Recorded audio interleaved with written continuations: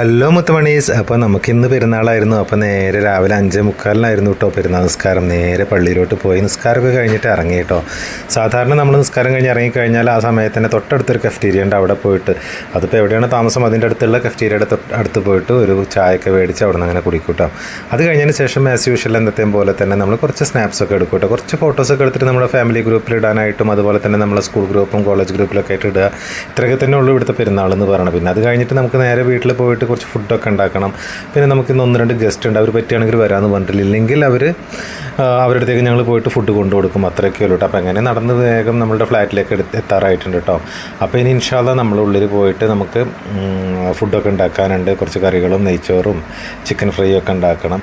അപ്പോൾ അങ്ങനെയൊക്കെയാണ് ഇന്നത്തെ പ്ലാൻ കേട്ടോ. പെരുന്നാൾ എന്നൊക്കെ പറഞ്ഞാൽ ഇത്രയൊക്കെ തന്നെ ഉള്ളൂ കേട്ടോ. പിന്നെ അത് കഴിഞ്ഞിട്ട് ഉച്ചയ്ക്ക് ശേഷമാണ് എല്ലാവരും കൂടെ പുറത്തേക്ക് കറങ്ങാനൊക്കെ പോകുന്നത് കേട്ടോ. അപ്പോൾ നല്ല ചൂടുമാണ്. അപ്പോൾ ഇൻഷാ അല്ലാഹ് അടുത്ത വീഡിയോയിൽ കാണാം.